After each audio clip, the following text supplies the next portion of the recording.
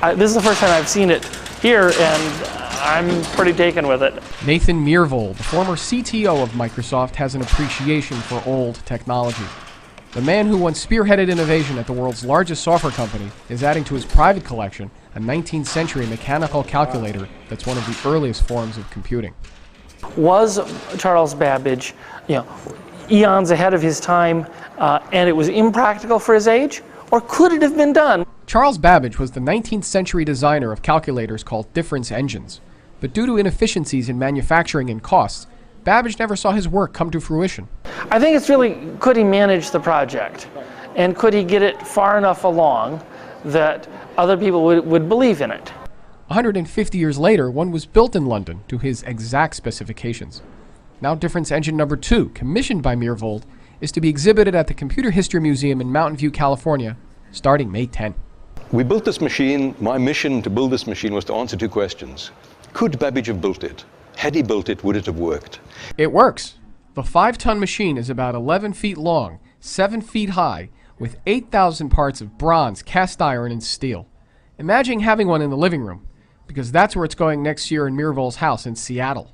Understanding the things that worked and the things that don't, I think informs you about understanding whether that next thing will work or not. Ah yes, the next thing, shiny and new, the obsession that drives everything in modern technology. Look at this old fax machine of mine that broke down.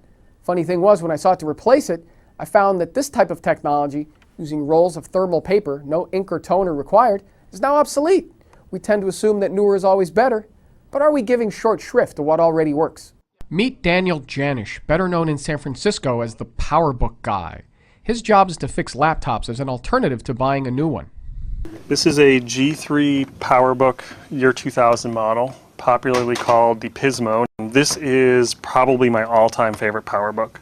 I still sell these for a decent amount of money. Customers will load them up with RAM and a big hard drive, and you can actually still run Tiger on this machine. You can run last year's operating system on this machine that's 8 years old. That's not something you can normally do with PCs. Clearly there are some considerations in keeping old technology going, but there's the point when our attachment and interest in the obsolete is more than nostalgia.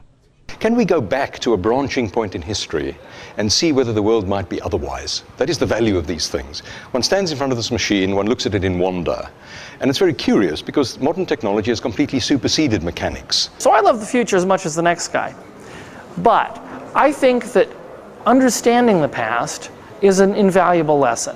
Babbage did not fail because his ideas were bad. His ideas were fine. He failed because he couldn't quite get enough traction.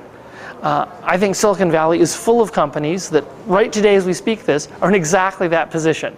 From Silicon Valley, I'm Anthony Lazarus for MarketWatch.